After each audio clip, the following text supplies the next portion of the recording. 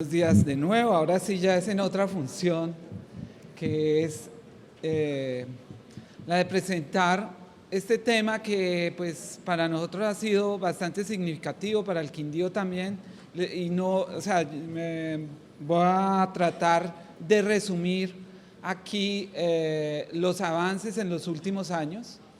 Este año ha sido muy importante, tuvimos un congreso, el quinto Congreso Internacional de Toxoplasmosis Congénita, y tuve la oportunidad de hacer varias presentaciones y sobre todo presentar algo de lo cual debemos sentirnos muy orgullosos, sobre todo el Quindío, la Universidad del Quindío, porque se presentaron todos los desarrollos para llegar a unas guías basadas en evidencia. De esto hay que decir que la gran mayoría de recomendaciones son basadas en investigaciones hechas acá, y que ha sido también, claro está, con la participación de los ginecólogos, de los docentes de la Universidad del Quindío, y que son las primeras guías a nivel mundial que incluyen recomendaciones y evaluación socioeconómica. Entonces, esto de verdad fue todo una labor. Allí estuvo participando el doctor Byron Ruiz, el doctor Oscar Elías Zuluaga, la doctora Mónica Estrada, o sea que de verdad que es un grupo de trabajo que ha logrado que esto llegue a algo que era un sueño, que fueran esas recomendaciones. Yo aprovecho siempre para recordar el libro donde pueden encontrar muchos de estos y otros parásitos que son de importancia para nosotros.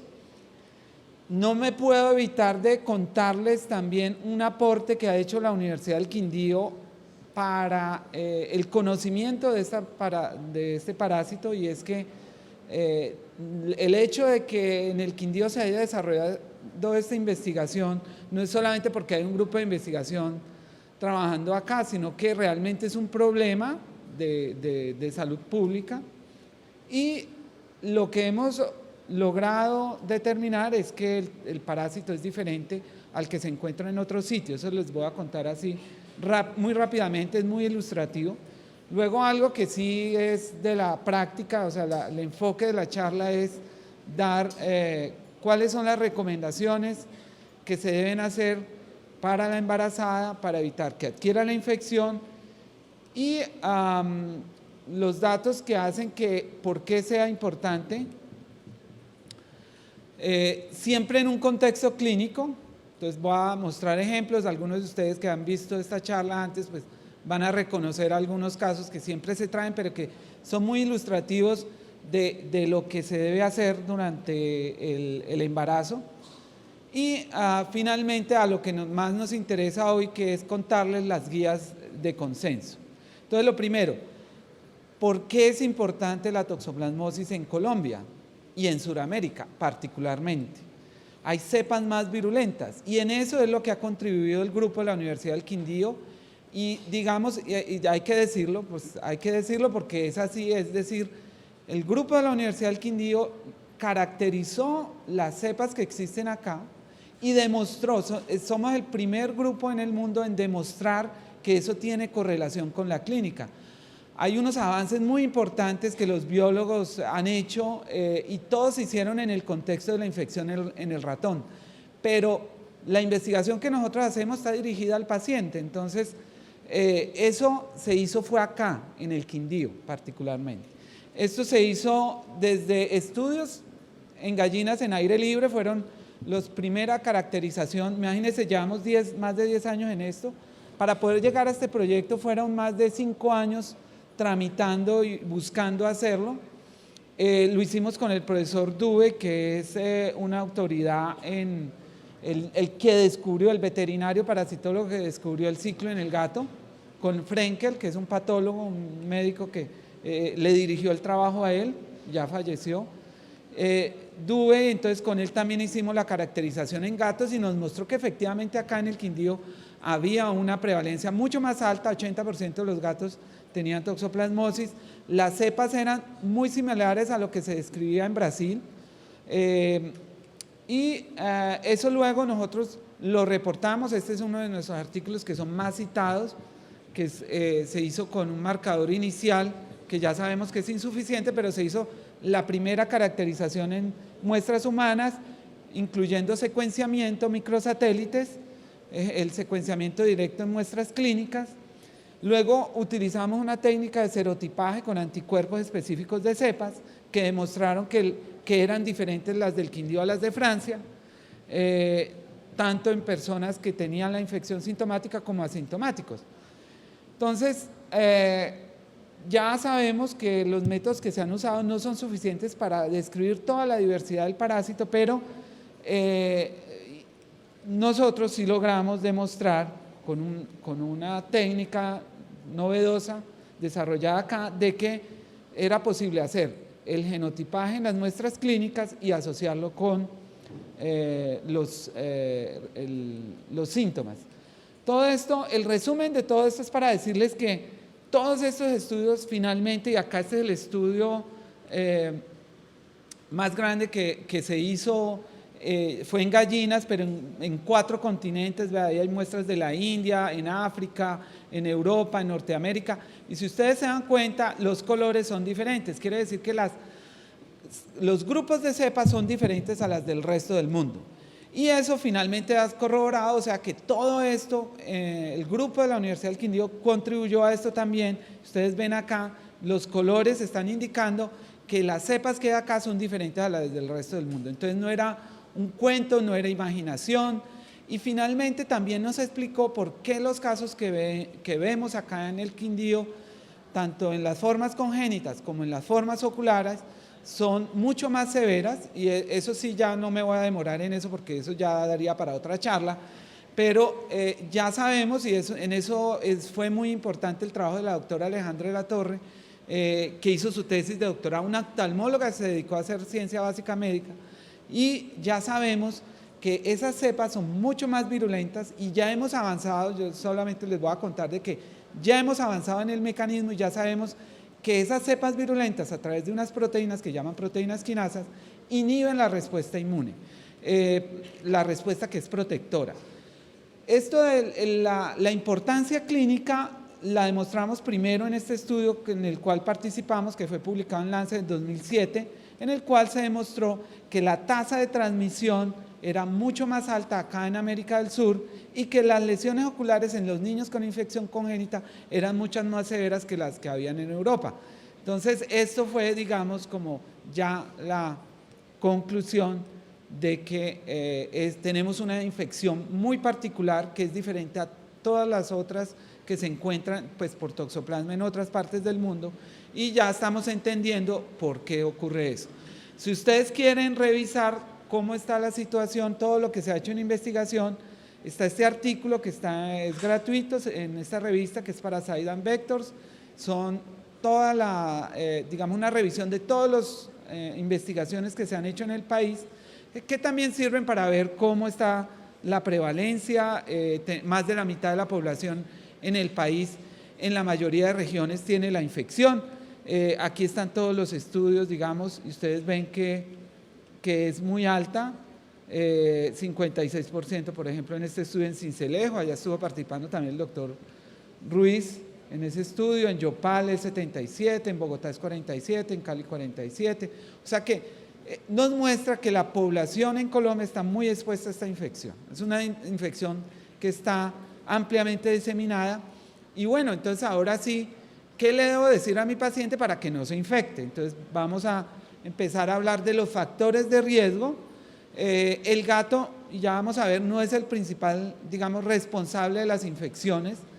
El factor de riesgo, y ya lo vamos a ver, que explica la mayoría de infecciones es el agua y también los alimentos. Esto, cuando se presentó el estudio multicéntrico nacional, que fue en 15,000 niños, en El Espectador hicieron una nota y contaron de que había una mortalidad infantil producida por la toxoplasmosis, y al periodista le dio por poner el gato. Eso fue el problema mayor. Nadie preguntó por los niños que se morían de toxoplasma, sino que por qué decíamos que el gato era el responsable del toxoplasma. Y tocó sacar al otro día porque le pusieron tutela al rector, un derecho de petición de que hiciera corrección, y nos tocó sacar esto al otro día. Eso fue impresionante, el poder de los medios. El 19% de los casos, eso sí nadie lo puede desconocer, están relacionados al contacto con gatos, pero miren que nos queda por explicar un 80%. Pero eso ya lo sabemos. Afortunadamente, una semana antes me habían pedido hacer unas recomendaciones sobre toxoplasmosis en embarazo y afortunadamente había colocado acá: las embarazadas no pueden vivir con mascotas. Falso. Los gatos domésticos, los gatos adultos, difícilmente transmiten la infección, adquieren inmunidad y no vuelven a transmitirlo. Las madres gestantes deben evitar el contacto con tierra, con heces y con gatos pequeños. Los perros no transmiten toxoplasmosis. Yo les cuento que he salvado a varios perros cuando llegan los papás allá a decirme que tienen toxoplasmosis y que van a echar al perro. Y digo, no lo vayan a echar, el perro no tiene nada que ver con eso. Entonces, eso. En cambio, lo otro que sí es muy importante es evitar la carne cruda durante el embarazo. Estos de que el gato no es el principal responsable de la infección, se sabe desde estudios en Europa, que el contacto con gatos no es. Y de hecho acá en el Quindío, cuando hemos hecho encuestas, el hecho de tener un gato en la casa no aumenta el riesgo. Este es el estudio que ha fundamentado las recomendaciones que están en las guías. Los gatos, claro que son los transmisores, los principales responsables, pero son los gatos pequeños, los gatos lactantes que se infectan la primera vez, son los que excretan millones de oquistes. Un solo gato puede infectar una ciudad. Eso ya está con modelos matemáticos. Igualmente, cuando esos oquistes llegan al agua y luego en el acueducto se coloca el cloro no destruye el parásito, entonces se sigue transmitiendo. Entonces, tener un gato menor de 6 meses, eso sí, hay que decirle a la mamá embarazada: evite los gatos pequeños. Eso sí es claro, le aumenta 9 veces el riesgo. Y no coma carne cruda. La carne hay que cocinarla hasta que cambie de color, si no, le aumenta 13 veces. Es el factor de riesgo que tiene mayor probabilidad de crear la infección. O sea, si una mamá, son poquitas las mamás que les gusta la carne así rojita, pero donde lo llegue a hacer, el riesgo es muy alto. Y lo otro es el agua sin hervir. Entonces, tomar agua de la llave sin hervir aumenta 4,5 veces el riesgo, y tomar agua de botella reduce en 50% los casos. O sea, una recomendación: las mamás deben tomar agua de botella, o si no lo pueden hacer porque es costoso, hiervan el agua por más de 10 minutos después de la ebullición. Esas son las recomendaciones. La carne, acá en Colombia, y nuestros estudios nos acaban de decir efectivamente que más del 50% de las carnes, no importa si es de pollo, de res, de cerdo, todas pueden transmitirlo. Este artículo nos lo acaban de aceptar, es un estudio que hicimos en Bogotá. No importa el frigorífico, de dónde venga, que sea muy buena la carne, todas tienen riesgo, y hicimos el análisis filogenético y todo de esas cepas, y efectivamente pues ahí es un factor muy importante. Todo acá está resumido, que les digo, la prevalencia, o sea, la mayoría de mamás acá en el Quindío llegan con anticuerpos. Eso, digamos, es una buena noticia, porque evita que haya que hacer seguimiento a las mamás, a la mayoría, porque ya vienen con la inmunidad. O sea, una mamá que tenga la infección antes no tiene problema para transmitir la infección, o sea, no tiene el problema o el riesgo de transmitir la infección. La mayoría, claro, de estudios de infección reciente, o sea, las que nos interesan son las que son negativas. Entonces, la mayoría se han hecho en el Quindío, como pueden constatar, y es alrededor de entre el 1, o sea, de 1 a 2 mamás durante el embarazo adquieren la infección. Y eso no ha cambiado. En Europa ha bajado mucho por las mejoras en las condiciones de vida, de los gatos también, ha disminuido mucho, y además el tratamiento del agua, ya tiene unos tratamientos con luz ultravioleta que son mucho más costosos, y eso ha disminuido drásticamente la infección. De hecho, en el Congreso prácticamente los que vamos a quedar trabajando toxoplasmosis clínica es acá en América del Sur, porque ya los europeos ya no es problema. De hecho, esos programas los van a descontinuar. Eso deja en nuestros hombros una responsabilidad muy grande para que ese conocimiento que se ha generado en todos los programas de control se siga llevando a cabo. Esto es para comparar que las prevalencias no han disminuido en Colombia en los últimos años, o sea que las condiciones asociadas a la infección siguen presentes.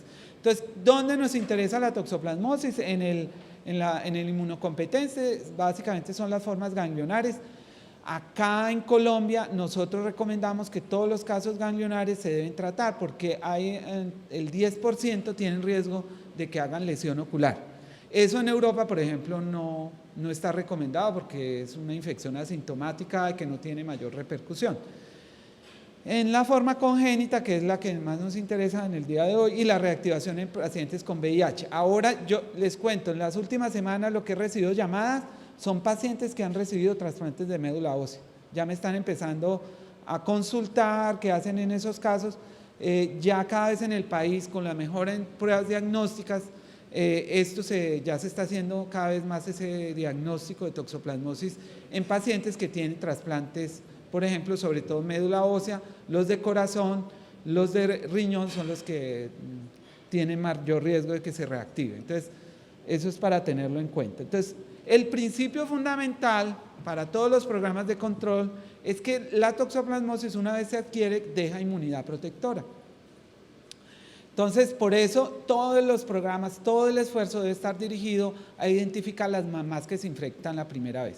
Existen reportes muy raros de reinfección, sobre todo en Brasil, y que se infecta con una cepa diferente, y eso hace que, aunque la mamá haya tenido la infección antes, se transmita al bebé. Entonces, son como 5 casos hasta ahora. La verdad es un hecho infrecuente, no cambia como principio determinante para el programa de control. Por eso, visto desde el punto de vista de salud pública, lo que nos interesa son los casos, y ya vamos a ver qué importante es.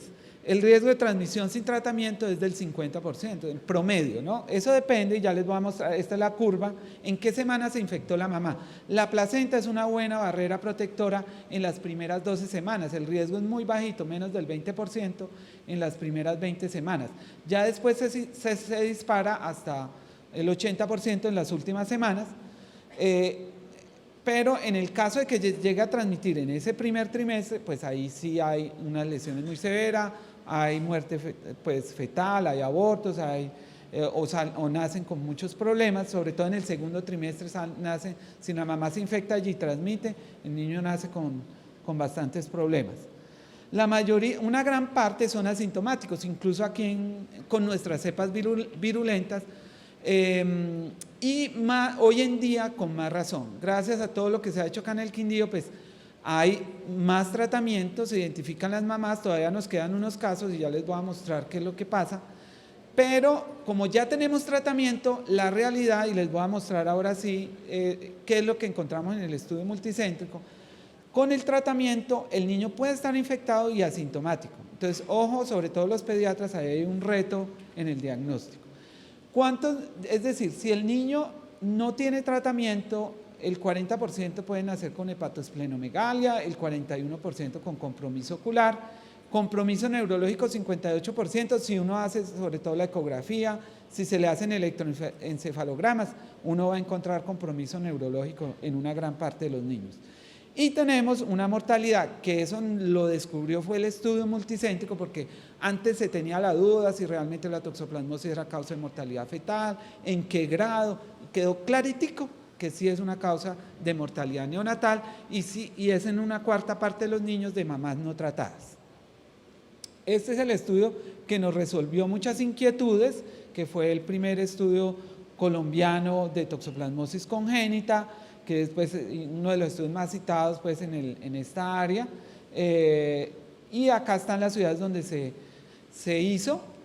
¿Y qué encontramos? Fueron 15 niños, 15 niños infectados en 15.000, eso nos da una tasa de 1 por 1.000, o sea que es una tasa muy alta, de las más altas en el mundo incluso. ¿Qué ocurre?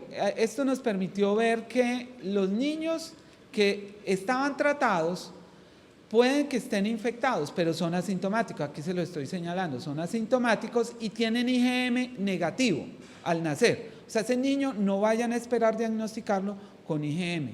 Entonces, las mamás que han tenido tratamiento, que han tenido diagnóstico, hay que hacerles seguimiento y ya les voy a mostrar las pruebas que se usan para ello, pero eso es algo importante lo que está ocurriendo. Gracias a la mejora en el control prenatal, gracias a que se diagnostica, que ya los responsables en los programas se está haciendo, esos niños nacen asintomáticos, pero tienen la infección y hay que hacer un diagnóstico mucho más profundo si uno quiere confirmar la infección. Lo otro que aportó este estudio al conocimiento de la epidemiología es que la infección es mucho mayor en las ciudades que tienen altas tasas de precipitación. Afortunadamente tenemos una buena precipitación, es el responsable de que el Quindío sea un departamento verde, pero eso también nos explicó por qué tenemos tanta toxoplasmosis. Y eso fue, curiosamente, ustedes saben, en epidemiología estos estudios de asociación pues no permiten definir la causalidad, por ejemplo, o definir o confirmar que eso es así, dan una asociación. Pero resulta que hicieron un estudio, se estaba haciendo justo en ese momento un estudio en todas las Américas en suelo y encontraron con metagenómica, que es una técnica que permite detectar cuántos organismos hay en cualquier muestra de suelo, del medio ambiente. Pues les cuento, encontraron asociado, y por eso este estudio es citado, encontraron que donde había más lluvia había más toxoplasma en el suelo. Entonces eso ya sabemos por muchas características del parásito que efectivamente la humedad, cuando hay mucha lluvia, se mantiene el ooquiste viable mucho tiempo. Eso también se asocia a que las lluvias llevan todo ese material del suelo al río y eso favorece muchísimo la transmisión. Entonces, ¿qué está pasando? Les digo, se está haciendo cada vez más el diagnóstico, tenemos tasas de pruebas en las embarazadas de 70% incluso. Acá en el Quindío se hace muy bien, a todas las mamás casi todas se le está haciendo, pero el problema es que se hace una vez y no se repite. Entonces eso es lo que quiero llamar sobre todo la atención. Un error que ocurre frecuente es no volver a hacer la prueba cuando la prueba sale negativa. No tiene. Y entonces a todo el mundo se le olvida y eso no debe pasar y ya está bien descrito en las guías que hay que hacer seguimiento mensual. Entonces aquí hay varios ejemplos, todos ellos cada año vamos viendo con secuelas muy severas debido a eso. Todas las mamás tuvieron la prueba y no se les volvió a repetir. Se perdió la oportunidad de hacer un beneficio. Miren esta mamá de 14 años con IgG negativos, el niño nace por cesárea, piensa en una dificultad respiratoria más por el pretérmino, pero resulta que era una toxoplasmosis. Y acá está el Western Blot, que ya les voy a contar cómo funciona, que confirmó el diagnóstico. Más casos, todos tienen la misma dato en común. Se les hizo la prueba y no la volvieron a repetir. Y son niños pues que con mucha. Pero también les quiero dar el otro lado de la moneda, lo cual estamos muy contentos, muy orgullosos de que cada vez se están tratando mejor y gracias a los ginecólogos lo que están haciendo, lo vemos acá, se hace un diagnóstico a tiempo, se hace el tratamiento y aunque el niño esté infectado, nace asintomático. Eso es lo que queríamos ver.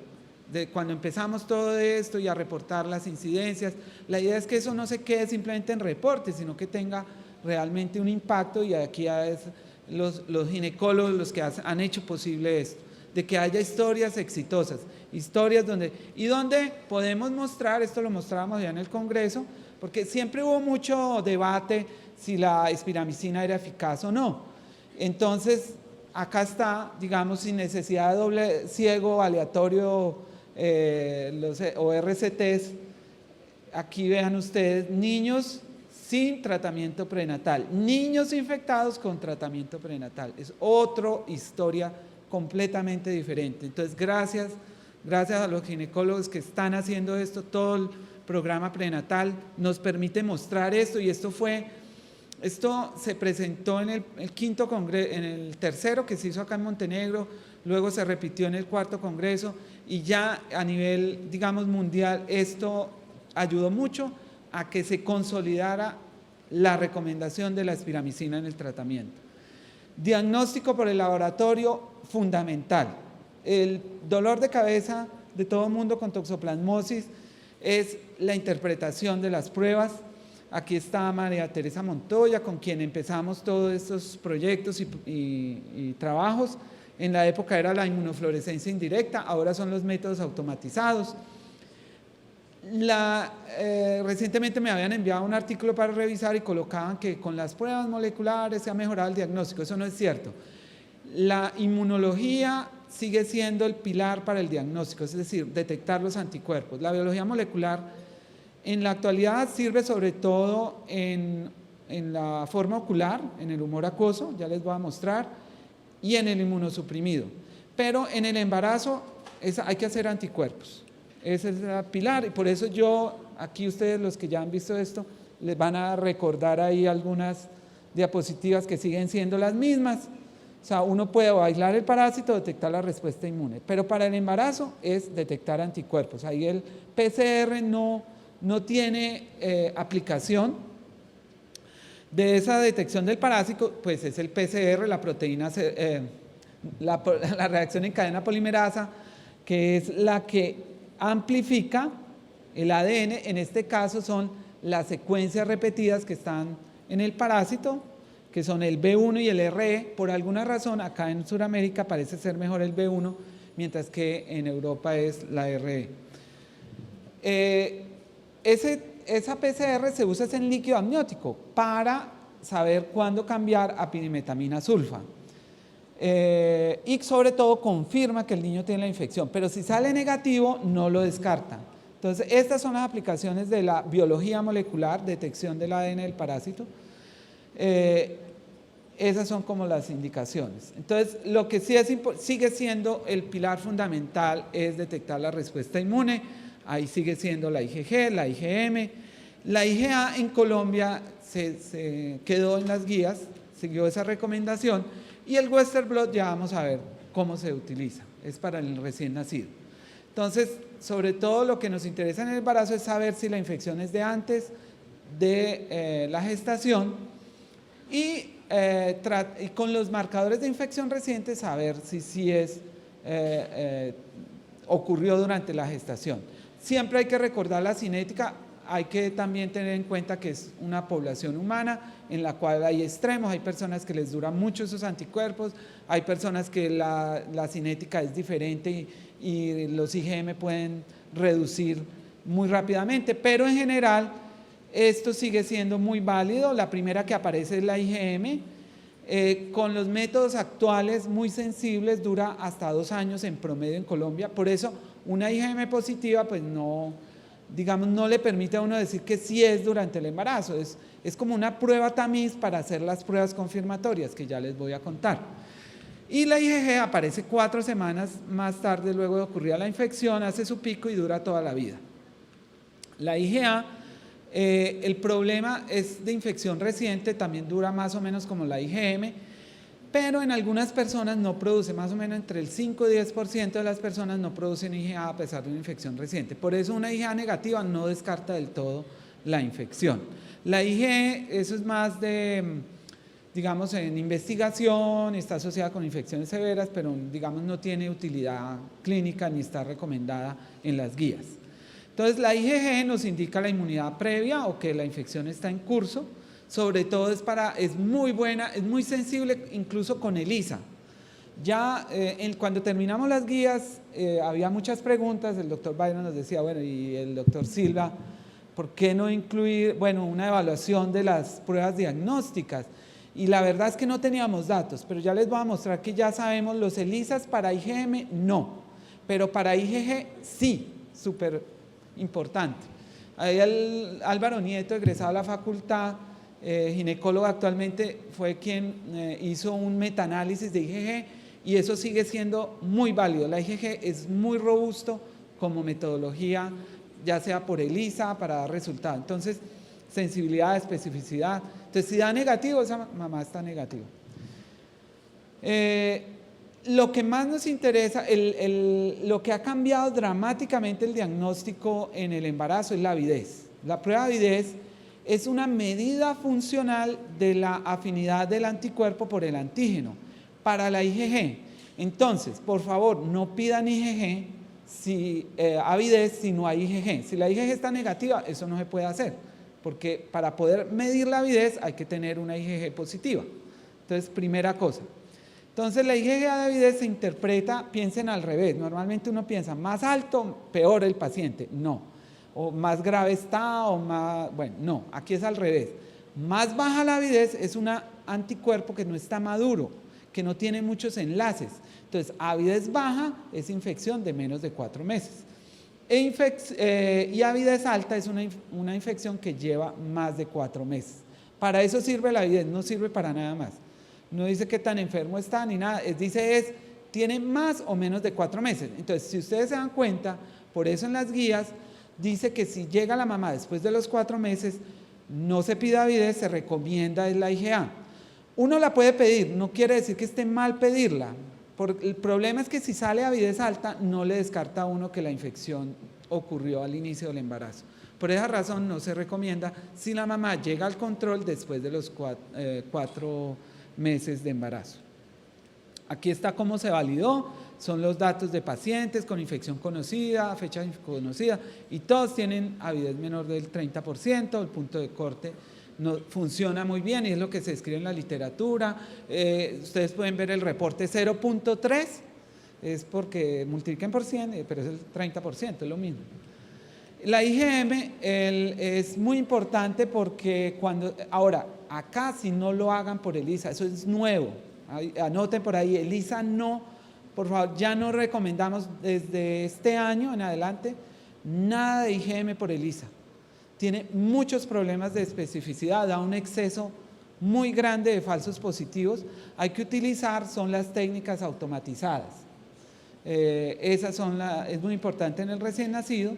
Si está negativo, descarta que hay una infección reciente. Ese es un pilar muy importante. Bueno, vamos a ver, solo para mencionarles acá, el Western Blot, que es una técnica que compara anticuerpos. Esto es mejor verlo acá en fotografías, es como en el VIH, es lo mismo, sino que aquí es para toxoplasma. Entonces, cada banda es un tipo de anticuerpo contra una diferente proteína. Entonces, sobre todo es clave en el niño. Entonces, ustedes ven donde hay flechas, son anticuerpos que están en el niño y no están en la mamá. Entonces, uno compara. Eso es para el recién nacido. Es una prueba confirmatoria. Entonces, lo ideal pues es poder seguir una mamá negativa y detectar en qué momento se infectó.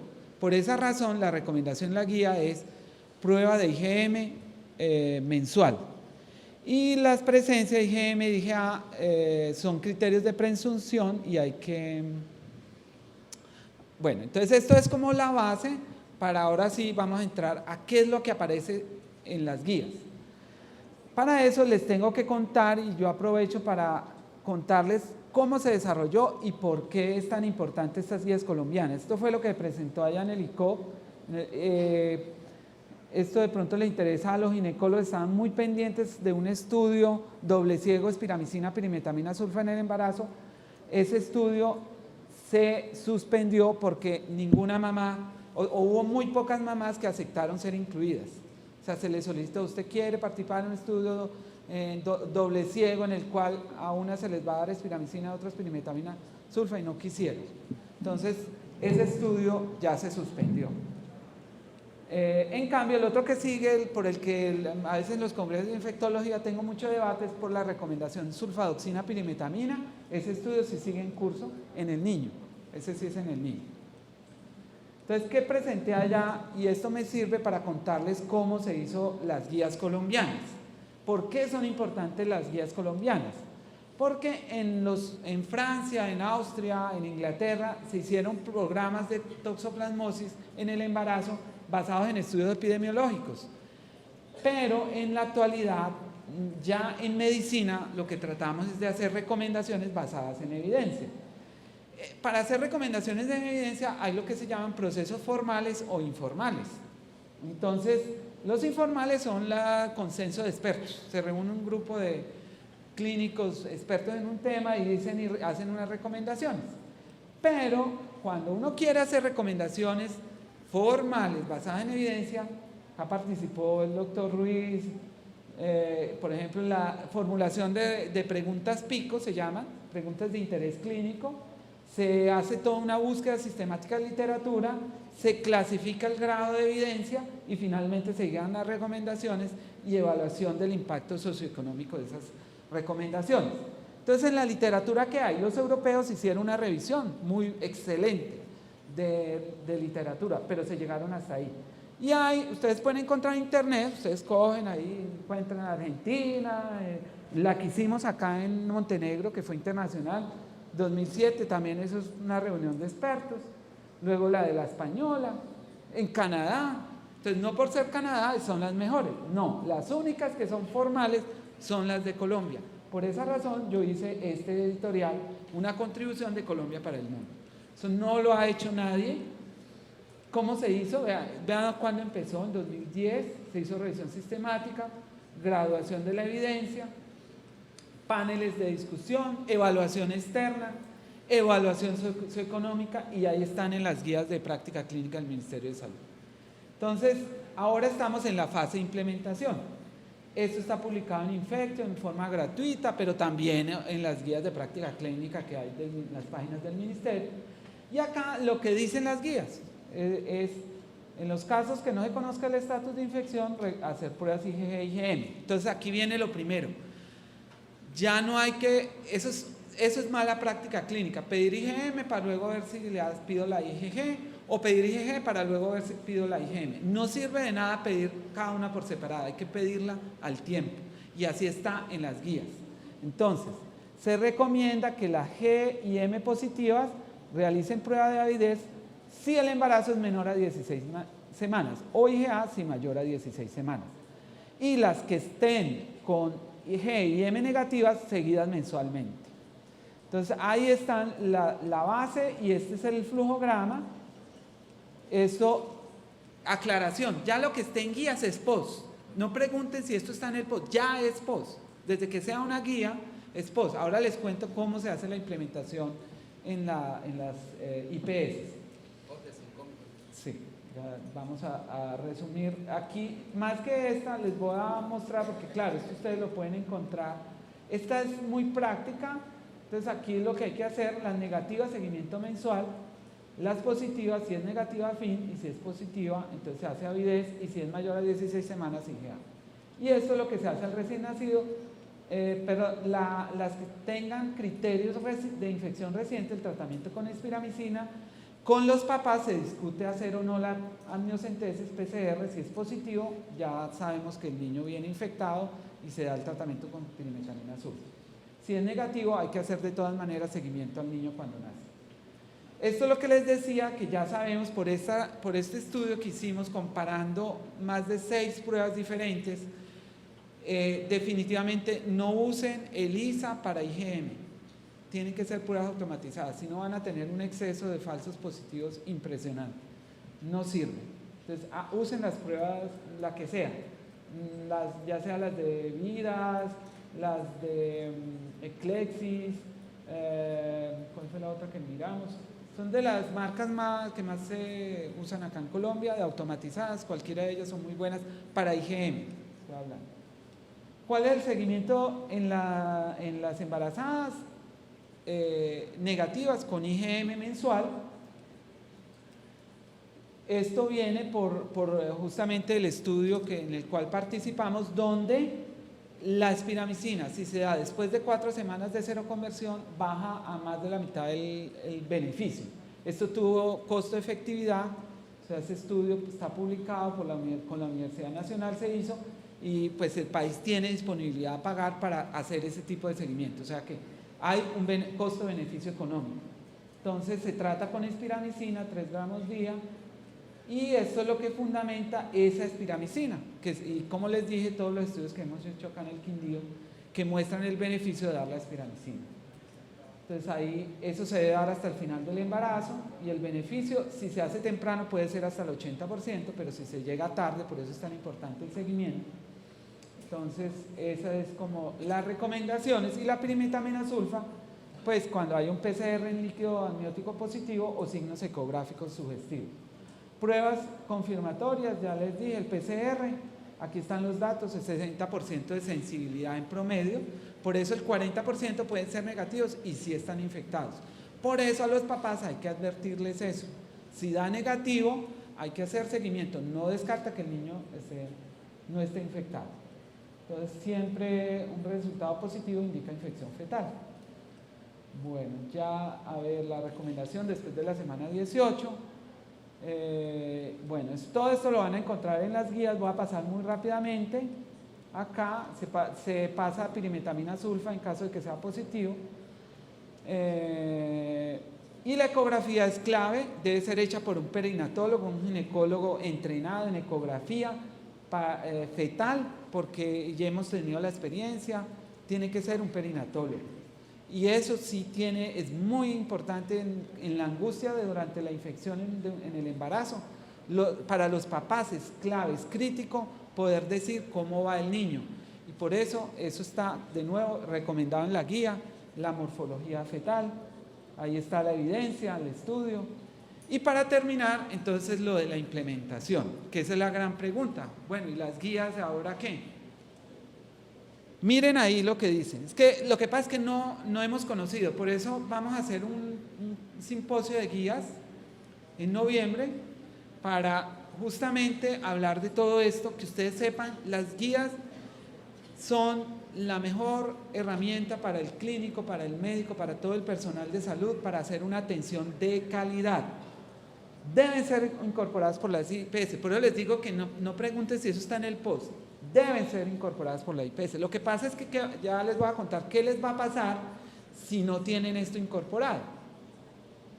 Las EPS están en obligación de reconocer procedimientos y tecnologías. Los auditores usan recomendaciones trazadoras y revisan el porcentaje de histeria que la incorpora, por ejemplo, IgG y IgM para toxoplasmas simultáneas en el primer control prenatal. O sea, las IPS les van a empezar a medir esto y si no, como yo digo, la llevan si no lo tienen. Entonces, sí hay dientes para implementar las guías. Entonces, por favor, en las IPS empecemos a pedir si ya está el acuerdo de implementación dentro de la IPS para que esto pueda ser llevado a cabo, porque esa es, digamos, la mejor manera de que esto mejore la calidad en el seguimiento y la atención prenatal. Entonces, ya para terminar, muchas gracias por la atención, el tiempo para esto. Estas son las personas que han hecho posible todos estos trabajos en el laboratorio. Elizabeth Torres, que ha hecho todos esos estudios de avidez, la evaluación de las serologías, que son de importancia tan crítica. Tengo un grupo muy bueno que trabaja la parte de bioinformática, tiene unos resultados espectaculares. Y igualmente inmunología, donde está Néstor Cardona, que acabó de terminar su doctorado, muy orgulloso de él, lo que ha hecho con candidatos vacunales y todo lo que hacemos a nivel del ojo, que es otra preocupación muy grande que tenemos, y poder llevar todo esto finalmente a una aplicación clínica, que es la razón de ser de todo este trabajo. Bueno, muchas gracias. Muchas gracias.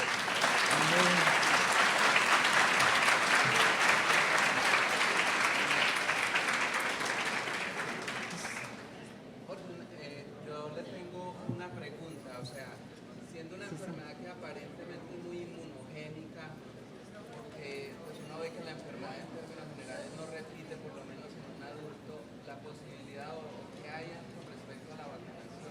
Sí, el doctor Barrera, de pronto no alcanzaron a escuchar, me pregunta sobre las posibilidades de vacuna, dado que hay una buena respuesta inmunogénica y adicionalmente que es diferente a la de la malaria, porque uno le da malaria y vuelve y se enferma. En cambio, en toxoplasmosis usted vuelve a infectar y ya no tiene ningún problema. Entonces, sí, esa es como la pregunta que siempre nos hemos hecho. Hay una parte también de interés a nivel internacional sobre este tema, es decir, no hay suficiente como empuje económico para que se desarrolle la vacuna. Hay vacuna para ovejas que se hace con una cepa atenuada. El problema de las cepas atenuadas es que si uno se la da a un humano, pues que da el temor de que se reactive y haga formas clínicas. Entonces, no es es una de las opciones que no se ha buscado mucho en humanos, pero sí se está trabajando en la parte de péptidos. El problema es encontrar unos péptidos que hagan una inmunidad protectora y no tenemos marcadores de inmunidad protectora. O sea, en este momento se está trabajando en eso, o sea, que eso sí ya es como lo que esperamos. O sea, lo que queremos en el grupo es que en el Quindío podamos llevar a cabo los primeros ensayos en un futuro Primero queremos hacer una caracterización de la epidemiología para poder, una de las maneras de medir es colocar el candidato vacunal y ver si disminuye el número de personas con infección ocular y de infecciones congénitas. Entonces vamos a hacer una línea base y ya ahí ya tenemos pues como varios candidatos. Esperamos que el Quindío sea el primer lugar en el mundo donde se pruebe esa vacuna. Muchas gracias.